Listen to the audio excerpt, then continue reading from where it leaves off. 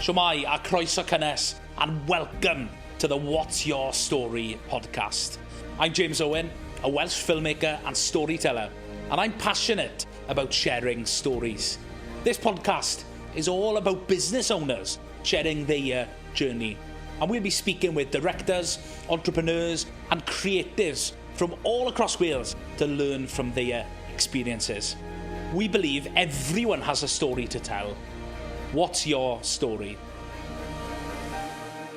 Shwmai, and welcome to the next episode of What's Your Story. And today we've got a really exciting guest. Well, every day we've got exciting guests because our guest lists are full of amazing people. And I've got someone here today who helps people to speak confidently. Did I get that right? Yeah, that's lovely. Yeah, beautiful intro. I've refined your messaging just in a sentence. Charlotte Lewis here, soon to be. Oh, I haven't talked about that. Are you going to be Mrs. Davis? No. You're going to be Lewis Davis? I don't know about that. I don't know. Names. Not thought about it? Yeah, not thought about that. I think names are, again, words have so much meaning, so I'm not sure. Yeah, that's a TBC. It was a good intro until then.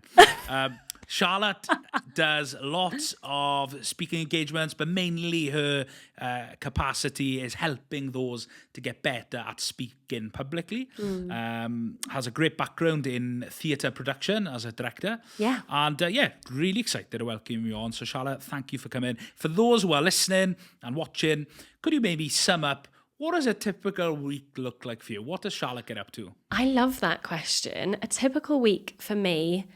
Do you know, I hadn't really thought about this until I did an article for Cardiff Life, and they were like, just do like a week in the life of a freelancer. And I thought I was having a quiet week because I was like, I'm going to university to do a talk and do a bit of coaching, and I've got clients to see and hanging out with my sister and all these sorts of things. So it was really varied and often really busy. So I absolutely love the variety. So one week I could be working with a client who is from a blade, what was it, like a blade manufacturer that is used to chop fish and meat and all these other things. And then I'll be working with someone who's an influencer.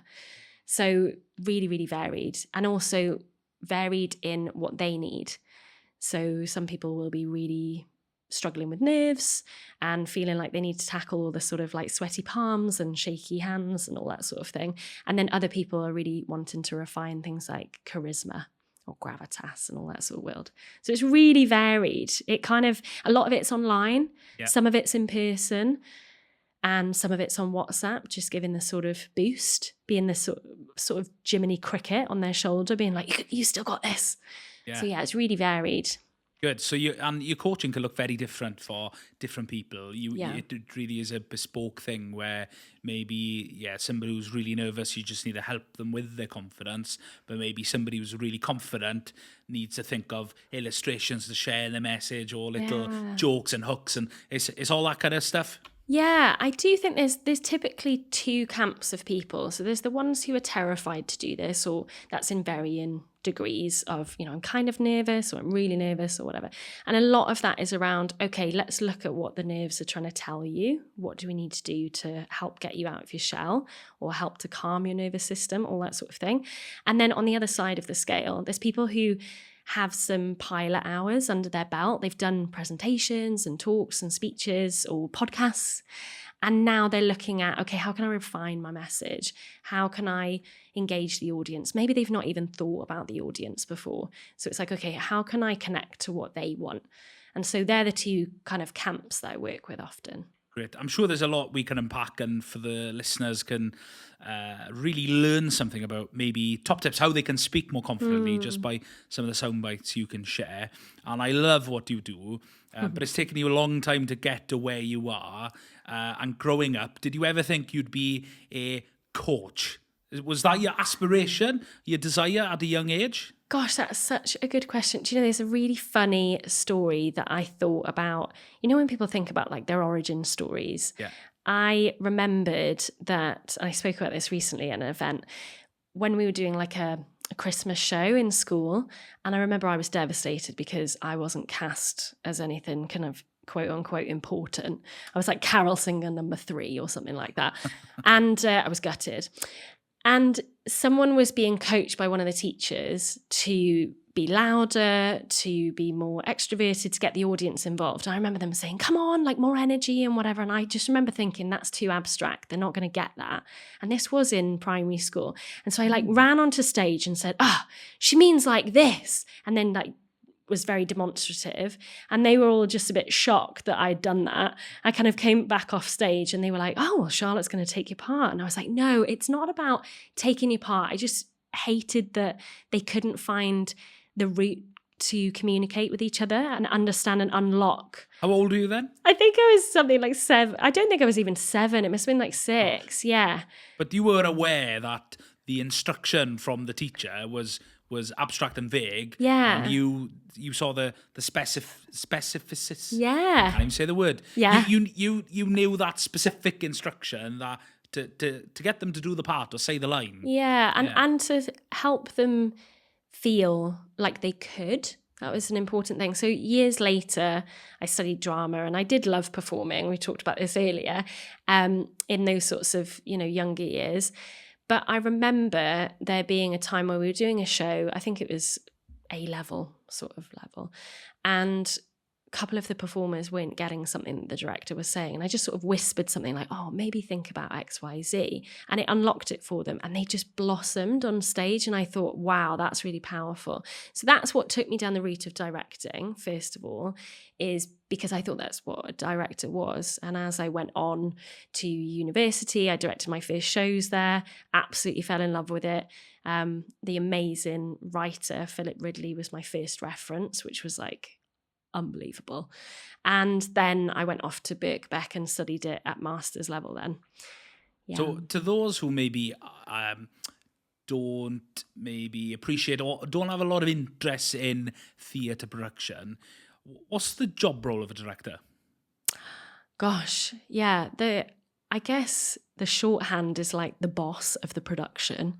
But actually, for me, it's kind of like having a conductor.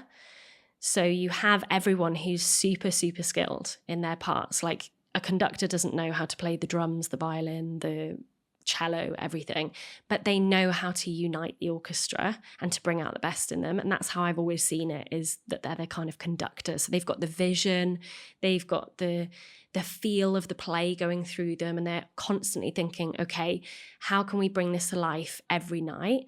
How can we make it engaging for the audience, make them think? It's quite a special place, the theatre. It's one of the few places now, I would actually think maybe one of the only places, where we don't have our phones, we switch them off, and we listen to people that we don't necessarily agree with or like for like 2 hours. And then we come outside and there's like this pressure cooker of emotion and thought and perspective and all these sorts of things. And we just go, oh, wow, I would have never had that experience had I not gone to theatre. I would have never have listened to someone, who's from that certain background or, felt with them and all these sorts of things, because we're so busy in life, aren't we? So, yeah, that's what I think is amazing about theatre and the role of a director. The conductor of the production, and that's really important because, you've got to exercise lots of good skills in leadership, communication, because you've got to bring everyone together. What was it for you that you decided to sort of leave that space? Because do you still do this now? Yeah, I still do. Yeah, I still do little bits of it. It's very much cherry picking, which is really, really luxurious. But I find that I can now really, if there's a project or a show or a team that I really want to work with, then I'll gravitate towards them and I'll totally be able to make that work. But I don't do it as often. And now I'm doing a lot more of the speaking with confidence stuff. Good. Do you do any pantomimes? I would love to do a pantomime. Pantomime is, I think, oh my gosh, it gets, aside from Shakespeare, it's the highest grossing for a theatre. Is it really? Yeah, it pays for the rest of the year. So it's really important. And I think in terms of class, pantomime, you know where you're at. You don't feel like you're being made to feel stupid or, oh God, I don't know what's going on with this character here and all that sort of stuff. Everyone just knows where they're at. And I think it's funny, it's entertaining, it's dramatic. there's all these rules of like where the baddies come on, you know, from stage left and all this. Yeah. And I think so interactive. So we get we get to partake, like he's behind you, all that sort of stuff, isn't it? So I love pantomimes. TBC. Do you know Kev Johns from Swansea? Yes, I do. Yeah. I actually went to college with Beth. Oh, really? Yeah, many years ago. I know about Rosie. He was on this morning. Oh, really? Yeah. Oh my gosh. We talked a lot about his story in the pantomime. Yeah. So, if you're listening to this episode, you've already heard Kev Johns about 2-3 weeks ago. But yeah, pantomimes, there's something exciting about being in that sort of audience. Yeah. And an important point there, class. Pantomimes don't discriminate. No. You can be poor, rich, you can be introverted, extroverted, child, old person. Yeah. You can bring all those people and all those things to come to the pantomime. So on that note then, do you think that there is a lot of perception that maybe only a certain class maybe go to watch certain things? Yeah, and I think that's the same for speaking. I think that we're in a really interesting time now where it's not just politicians speaking. It's not just celebrities on book tours or writers or esteemed academics. It's people who run businesses. It's people who've got something to say. It's the mum who has found these tips and they want to share them on TikTok and all of that. So it's really cool what's happening right now where people are thinking, well, I can do that, you know, and they need to feel, I think, safe and accepted in doing that. So it's quite brave what I think a lot of people are doing, putting themselves out there. But yeah, I think pantomime's a good parallel to think we all know the rules, we're all unified by this, we're all entertained, it's funny, it's exciting, level playing field. Yeah, that's good. That's good. And for those that you work with, okay, before we talk a bit maybe about tips on how to maybe get better and be more confident in speaking about ourselves, because I think we live in a very digital age, a very fast-paced environment in social media, and I think if you're a business owner and you're afraid to get in front of the camera, you're probably missing out because your competition are doing that. Yeah. They are in front of the camera, whether it's a physical camera or your smartphone, they're out there showing their face. But how did you become in the position? How did you end up in the position of then directing and working as a freelancer in the creative industries to then end up providing a service as a business? Because that's the way I see it. You might be a freelancer providing a service, but you are, in theory, a business owner. How did you get to that point where you thought, okay, I can maybe help some people and make some money out of it? What was that journey for you, getting to that level of Charlotte Lewis providing a service? Yeah, I think that took a bit of inner working through confidence, really. But what's helped is considering this service of what I do as people buying my time as a director, and I'm kind of working on their mini monologues or, you know, working on their detailed text or thinking about, okay, let's work on this scene together or this stage. And so that adaptation has been really useful for me. But it started off with me working for free for a couple of people and just thinking, could this be a thing? And then monitoring the value that it gave them and thinking, well, actually, I've had some feedback now that after, 5 sessions, they've been able to ask for a raise, or they've started their own company, or they've said no and meant it and sustained a boundary. And I was like, wow, okay, this is actually really valuable.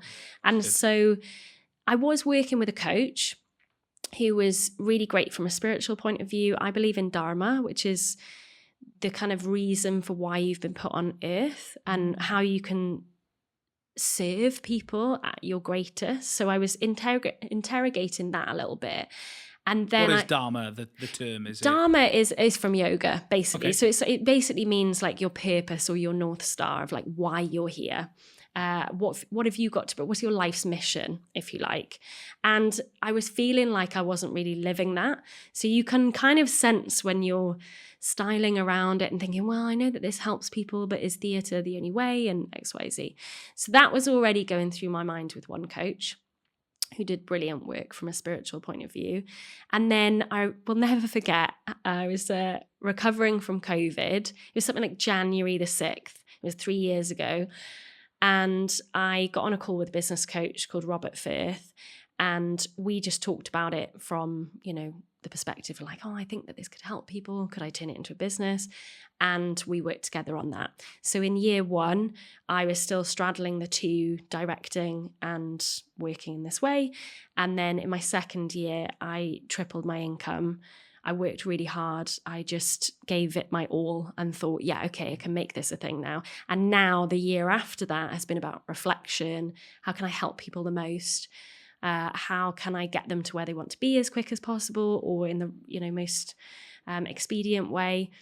And that's now my packages that I offer. Rather than working with 20 people a month, I work with a smaller select few. That's good, and that's why I thought you left directing, because I knew from hearing your story previously at Design Swansea, got a little insight into your background, and I thought, oh yeah, she's this, kick-ass confidence coach now that just runs a business 100%. But I'm just greedy. You're just greedy. I just can't help myself. So if there's a project, I'm like, oh yeah, I've got to really I think it feeds into one another.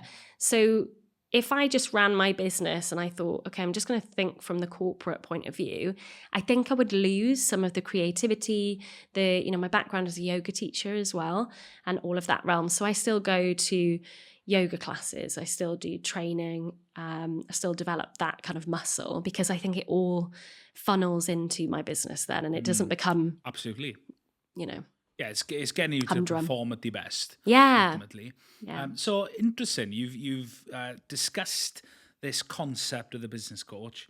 You've put all those sorts of things in place to establish the business. You've proven it works by finding customers. Mm-hmm. You've done exceptionally well in your second year by tripling your income. Fantastic. And so I can see, on this different trajectory of you were business owner, entrepreneur, you then refining the business, and now you're growing it. And through you growing it, you've looked at, and I've seen it, because that's why I reached out to you, that I got to get her on the podcast, because I can see that more recently you've repositioned yourself in the market. Yeah. You've really worked on the branding and who you want to speak with. And that's what really sort of enticed me to reach out, because I thought you've got a spot on in who you want to speak with. Aww, I can see you smiling. Is this making you happy? Yeah, it's great. It's lovely feedback. Yeah, well, I'm like, it's all good. The work has paid off. Because I think a lot of the time as a business owner, you don't get that feedback. You kind of just make a bet and a hunch, and that was what was so nice working with a branding expert, is to have that feedback and say, what do you think about this? And it was like, yes or no, or how can we evolve that? That's why I think it's brilliant to work with people, like not just do it all yourself. Yeah, that's good. So that's really on nice. Branding then. So you've gone from establishing your business, growing it, you want to change it to maybe for the business to suit your lifestyle better. And let's be honest, like me, you want to work smarter. I want to work with less people for more money, being totally honest. And maybe, are you of that same opinion? So you can do more of the things you want to enjoy doing? It's funny because it hasn't worked out. Yeah, yes, in a way, but actually my price point hasn't changed that much. It's a lot more about, okay, I was seeing that people were gaining momentum, because I used to work with people month to month. So it's like rolling, and I'd check in and whatever and give loads of space. Yeah. Now there's a lot more accountability.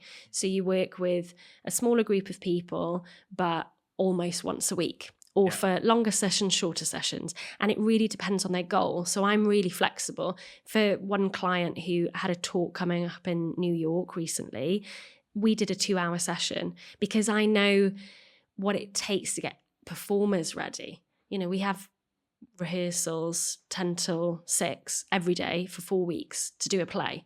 So I know that in my head, that's that huge amount of commitment. So if I'm seeing people once a month, I know that the momentum just drops. So that's where I was thinking, actually, I'm not helping them get to their goals. So yes, it helps in terms of lifestyle, because I haven't got 20 people thinking about all their goals at the same time. But it's almost like I'm making that more efficient so they've got more power to work with that smaller group of people. Because you may want to work with some of those people who want to work month to month, but then for those who maybe need the resource and need that support to do it intensely in a few hours in a workshop style setting, or to work with them closely for a particular goal like a show, you can offer that. That's great. Branding, I want to pick up on that, because I've been through a rebranding exercise. So I've been running my business for 5 years. I wasn't always Stori Cymru. I went through a process of doing a lot of the groundwork, and I did work with a branding consultant. Thankfully, he was developing his sort of offerings, so I got to work with him free of charge. Wow. Dan Patterson, highly in Carmarthen, as a branding consultant. He's very good, because I think some people, when they establish a business, they miss some of the things that maybe they've got to think about when they're creating a brand. Yeah. Competition, brand purpose, values. Yeah. Because a brand isn't just a logo. It's much more than that. It's the feel. It's the voice. Yeah. There's all these things we've got to consider with a brand. So for me, I did a lot of homework. And then when I actually eventually rebranded the business, it took me some time to sort of get there. The feedback of, James is a storyteller, and they tell stories, they tell Welsh stories, having all these things. It's like, oh yeah, Stori Cymru, that's hit the mark, hasn't it? Yeah, and sometimes it's the most simple thing, but having that person hold up the mirror, I think is vital. And I think that's what I do for clients as well, is just listen and feedback to them. And they're shocked by what I'll say back. This is what I'm hearing. And wow, yeah, okay. Or like, this is what I can hear in your voice, in your body, and the breath. This is what I think is going on, or feeding back. And a lot of the times it's so simple. You're like, oh yeah, that is who I am. I do just come from a theatre background and yoga and whatever. Like, why don't we just shoot on a stage? It was just brilliant. And that space, immediately people went, oh, we know who she is. Did you do that in Teddy's? No, that was in a beautiful old, it's like a 1920s theatre in Penarth. No way. Yeah, the Paget Rooms. It's beautiful. And so Tom lit it and everything. And we just had fun. I've known Tom since I was in secondary school. Is that an active theatre? I think so. Yeah. They do. I think they have mostly Amdram and people coming in and hiring it and stuff. But yeah, love the feel, because it's super old school. And I feel most comfortable on a stage when, there's the working lights on and everything. I'm like, oh yeah, this is like a rehearsal room. So I felt immediately comfortable having my photo taken. So it's just home from home. In a theatre, it's home theatre. Yeah. Brilliant. No, if you haven't seen it, the photographs Tom did of Charlotte, brilliant, because it's really helped supported the brand in where you're wanting to take it and help people, which is great. So let's talk about the sort of the need for being more confident in speaking. What have you seen are the sort of most common challenges that you help people with getting more confident? So maybe some people that have got nerves. What are some really simple things that you can get somebody to maybe feel more relaxed and be less nervous? What are maybe some of those things people on board can just take on board pretty quickly? I think there's lots of things that nerves do to us. And it's having an awareness, first of all, of what's going on in the body. So often what will happen is a nervous energy will want to come out somewhere, and it'll typically go to the hands or feet because it's fight or flight. And, then you've got a piece of paper or your note cards and you're shaking like this and you're like, oh my gosh, this is terrible. So you can squeeze your bottom, clench your bottom. I always say squeeze your bottom and people go, what? And actually clenching your bottom is great because you're grounding the adrenaline. You say clench, you mean just tensing? Tense, clench. Yeah, exactly. Almost like exactly. As if you're trying to lift up off the chair, and no one will know that you're doing it if you're stood in front of an audience. But it immediately, for a lot of people, grounds that energy, the adrenaline. It's going to the biggest muscle in the body, and your body goes, oh, okay, we need to be centered. So you've told it, that's where I want the energy to go. I don't want it to go to running away or having a fight. I want it to go here to be centered. And a lot of times there'll be people who go, that makes a load of difference. And you hear their voice change and things like that. But I would say there's a lot of these sort of quick tips online. Trial them. But importantly, validate why you feel afraid or the fact that you do feel afraid. That's something that I see so many people not doing. They think, I shouldn't be, the inner voice, I shouldn't be scared. I've done this so many times. Don't be so ridiculous. I'm not being chased by a tiger. All those inner critical thoughts come up. That's not helping. Like, we never do that to children who are learning to walk. Be like, get up. Don't be so ridiculous. It's awful. Or like on the bike, like it's all like, yeah, you can do it. Or like, it's okay to be afraid. So validating is something that I would say to a lot of people. Just go, I'm afraid. We're in a strange environment. Like even this environment now is weird. If you think about it, us as humans, we've only had this technology, not even 100 years, like really like this. So your body's having a real normal reaction. And as soon as you stop pushing that stuff out the way and trying to swallow it, I think you get a lot more relaxed, where you go, oh yeah, there's a lot of energy in me. I can be afraid and then think, well, I'm afraid, yeah, but I'm going to try my best. Or I'm going to try and help the audience understand as much as possible. Or I'm going to redirect the energy. Yeah, that's good, because I notice it when I'm interviewing people. Yeah, it must switch on for you, I can right? see it straight away. Yeah. People, they rub their legs. Yeah. They do all these things. Diffusing the energy. Yeah. And for me, I've never really realised that I can tell it's nerves, but I've maybe never realised the sort of the root cause of why they might be nervous. For me, my job as an interviewer is to try and get them feel as relaxed as possible and to get the version of the story that we went out of them and make them feel comfortable. And I think doing things off camera is a lot easier than direct to camera. What I mean off camera, I mean like, your documentary style of filmmaking where you're just looking at a person. Because to look at a camera, I mean, I've had a bit more experience. I'm not a newsreader, right?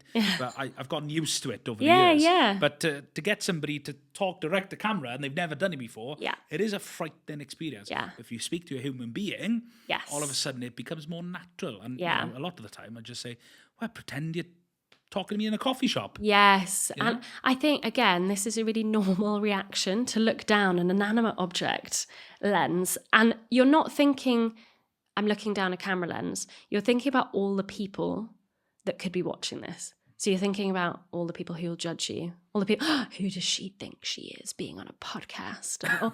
And it's like, you've got another option. You've got the option. I don't know if you remember this scene in Men in Black where is it inside like this amulet or something, and they're all hell J, like that sort of thing. Luke says this a lot, my partner, where he's like, I just imagine them in the camera lens, the fan, the fan going, oh, I really wanted to listen to this today. But I think that really helps to think, who are you talking through the camera to?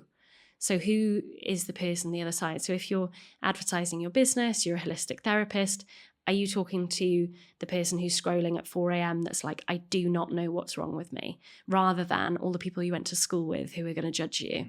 Like, we don't need to talk to them.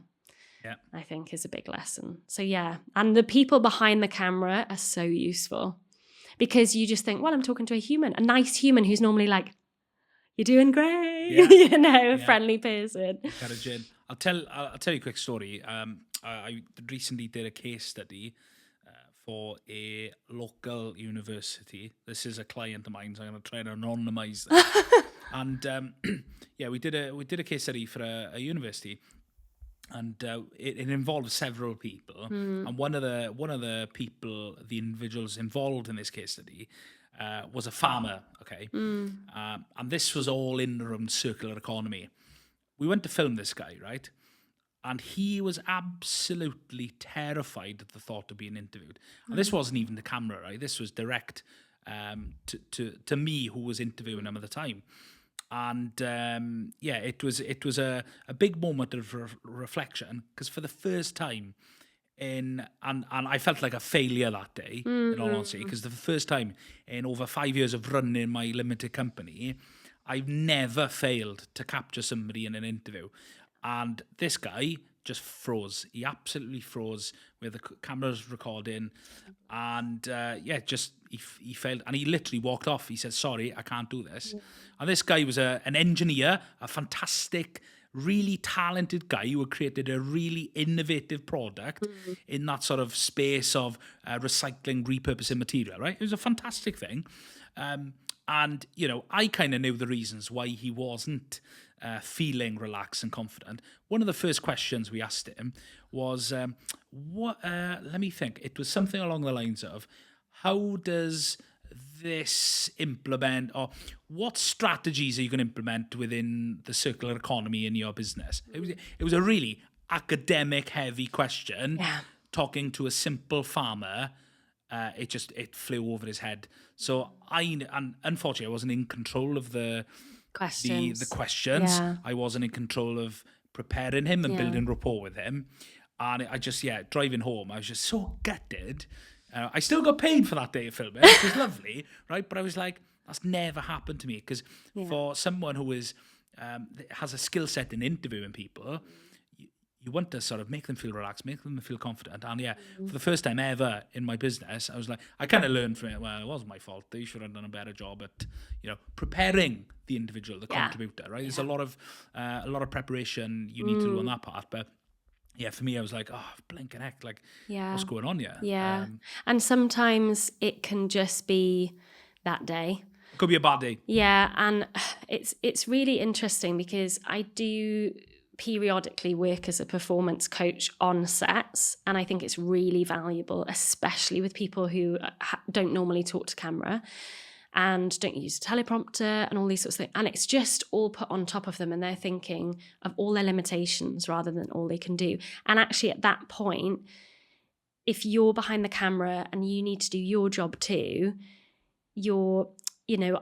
our aim becomes so almost obsessive of like, we've got to get this, we've got to nail this. I always make people feel comfortable, and and that feels like oh gosh, I'm not able to do this. It sort of goes in a cycle of like, they don't want to let you down, you don't want to let them down. So I think that priming is really important. And again, it comes down to things like class, education, context. He might have just been really uncomfortable in that context. But a lot of the time as well, there's a lot of shoulds around this work. Like I should speak like an academic because the question has been academic. So he's now maybe thinking, oh my goodness, I don't know how to mirror that vocabulary. So I don't feel comfortable. But if it was in his vocab, absolutely fine. Or, if he was at the same time, I remember working with a butcher, and we had to get something on camera. He was talking about, it was ridiculous. It was for Fantastic Mr. Fox with James and the Giant Peach, this huge theatrical event in Cardiff.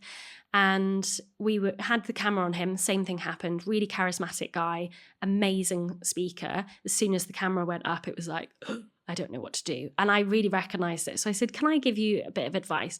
Can we just have you sharpening a knife? And it was amazing. He's so proficient in this. It was terrifying as well. Sharpening the knife, and now we're just going to do it like this. And he went, and then he just got into his sort of flow of sharpening the knife because he's done it 1,000 times. Now that in his body, he couldn't be tense, disturbed or tight doing that. So that relaxed his voice. It relaxed his state of cognition and all of that sort of thing. So he did it. It took an amazing take after that. So I'm sure if you were driving around on his tractor or whatever he loves to do, next time he's like, oh yeah, I'm at home, this is fine. Given a job, they're already feeling capable. So often it's just learning those keys, isn't it? And when we're in control of the interview and the questions, that never Yeah, happens. That's hard. That's really hard. Yeah, it was tough, but we got the project delivered, so it would have been a nice cherry on the cake. But sometimes it happens. But for me, it's just like, what can we learn from this? Yeah, and it's me getting better at actually with setting client expectations. Yeah. No, these questions aren't good enough. You are filming someone who has no experience in academia, doesn't understand circular economy, understands P&L, so want to make money as a business. Yeah. So tailor those questions to, and I think in marketing, marketeers, and this is something else I've experienced as well, working with marketeers, when they hire me as a company to maybe film something for their client, marketeers sometimes don't do a brilliant job at interviewing the people either, because they've got a set of questions, but it doesn't help serve the people they're trying to get a story out of. Yeah, a lot of the time it's about us being able to ask the questions. And again, this comes back to what happens when you've dealt with all your nerves. You no longer start thinking about you and how capable you are. You start thinking about your audience or how to connect with the person opposite you. And so a lot of the times, maybe those marketeers are thinking, right, okay, well, I know that I can just deliver these questions, but they're not thinking about the other person because they don't have the brain capacity and it's a foreign environment for them. So they're thinking, as long as I get through these questions, that's fine. But actually, someone who's a presenter, they're seasoned at this. They're really good at making people feel comfortable and confident. They can adapt. They can change the framing of the question. That's why I think it's a huge craft and it's so overlooked. Yeah, agreed. Yeah, undervalued. Do confident people get nervous? Yes. Oh my gosh, absolutely. And I think converting that word nervous to energized or enlivened is really helpful. Thinking, wow, I'm really enlivened or I'm really awake, because anxiousness is really useful. We want to do a good job. If I just sat here totally relaxed and blasé, I'd be a psychopath. Let's face it, they're the only people who don't have those feelings. But because we feel like we want to do a good job, we want to connect, we want to get our energy across in a certain alien environment or different environment, we're going to just have a little bit of that fizziness. Yeah. So I think there's loads of people who are super, super confident, but take them into a different environment or, give them something else to say or put a certain camera or a light on them. Absolutely, they're going to feel that enlivening. Good. That's good. And before we close and conclude our conversation, I got to hear a little bit about your personal story here today, which has been so good to hear. If you could spend half an hour sitting here in front of someone and hearing their personal story, whether that's somebody influential, inspirational, it could be somebody fictional, or maybe somebody who's passed away. Charlotte, whose story would you love to hear? Gosh, that's such a good question. I actually think it would be maybe someone who I'm related to, who I didn't get to speak to, or at least at this age, didn't get to speak to. And I feel like one of the gifts speaking confidence has given me is not to necessarily put myself out there or be demonstrative on social media or stand on TED Talk stages. It's actually to have better conversations with the people who are closest to me. That's amazing. It's such a privilege that now I don't fear certain conversations coming up. So I think it would probably be my grandmother. Yeah, because she passed away when I was in my 20s, and you're just so consumed with yourself and all of that sort of thing. Luckily, I got to speak to my grandfather in that way, but I think it'd be my grandmother. Yeah, I think, unfortunately, we always, when we lose grandparents, we regret that we didn't spend enough time with them. Yeah, Does that relate to you? And as to why maybe you had a stronger relationship with your grandfather? Because I remember that when with my McGee and Key. Yeah. I did see them a lot, but I should have seen them more than I did. Yeah, I think it's also just knowing who they were like as people, not just as your grandparents, isn't it? Like you're thinking, what did they enjoy? What music did they love or whatever? So I did feel like I was sort of interviewing my grandfather a lot of the time, but I would speak to him on the phone all the time. We would have FaceTime, and so he's amazing on technology. So I feel like I asked him lots of questions that I didn't get to ask her. But I think it's really important to find that confidence to ask, your family members that you take for granted, that's just my grandmother and they're just my grandmother. No, they're people as well. Like, what did they used to love doing for hobbies, or what did they think politically, or where was their favourite trip? Did they ever feel regret? All of those sorts of interesting questions. I think it's given me the confidence, and also to say things like, I love you. In lots of families, that's really hard to say because you feel like, I've got to have a special moment for that or whatever. So being able to do that, I think that's great. Yeah, it's given me a lot. Brilliant. And you help lots of people Hope so. speak confidently. As a business owner, Why should business owners speak confidently about themselves and their businesses? People buy from people, I think. So many people say when they bought from someone, oh, they were recommended via something, or I saw them online, or I heard them talk about XYZ. And that this sort of peep into who they are means that you'll like, know and trust them and be more comfortable with your decision to buy from them, I think. And things like networking, my goodness, so many people will recommend you based on who you are as a person, not really the business. And eventually it might be something like, do you know what, that product wasn't quite right, but I still like the person. Yeah. So I think it's hugely valuable. I've noticed it with me and my business. I've only been running this for 3 years and it's my full-time job, and it's because I think I can speak. So yeah, I think it's a huge asset to people. You like to talk, don't you? I love to chat. I think we're well met. Yeah. It'd be a bit of a problem if you didn't like to talk, mate. Yeah, well, sometimes Can you be a shy, confident coach? Well, sometimes, yeah. That's one thing that I do want to say, actually. Yeah. You do not need to be extroverted to be confident. There are some amazingly confident people out there who just pipe up at one point and have this way of captivating the room. So you don't have to be chatty Cathy. So I think the extroverts get that, it's easy for you. You're an extrovert. Yeah. I think it's true because, it isn't just for the extroverts. No. It is for the introverts as well. Yeah, they're good listeners. Really good listeners. Probably introverts, I think it's probably fair to say, introverts probably find it harder to be confident. Sometimes. I think the energy battle is there. So if you're an extrovert, I don't love the title extrovert, introvert. I think we adapt to environments. But I think it maybe takes a little bit more energy for someone who's introverted. But I will say they're the best people that I work with because for years they've been listening and working out what they want to say. And now when they get the confidence to talk, they have really good stuff to say. So don't worry if you're an introvert. That's a message for my wife. She's introverted. Oh, well, absolutely. Don't worry about that. Great. Charlotte, thank you so much for coming on. If people want to learn more about how they can speak confidently or they need some help with a speaking engagement, how might they best reach out to you? Yeah, so there's 3 ways of working with me at the moment, 3 packages. The group program isn't available yet, but a power-up's available. So that's where we just get together for 90 minutes and just level up what you have to say, your talk or whatever presentation. And then there's my VIP program. So I only have an intake of that every now and again. But you can find out all of that good malarkey on my website, which is www.charlotte-lewis.co.uk. And follow me. Not Davis, no.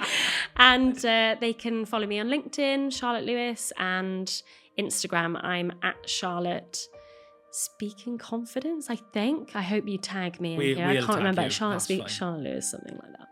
Yeah. If you need some tips on how to be more confident, keep in check with the social medias. It's all good stuff. Charlotte, thank you so much for coming down to talk to us, and thank you for sharing your story. Diolch. Thank you.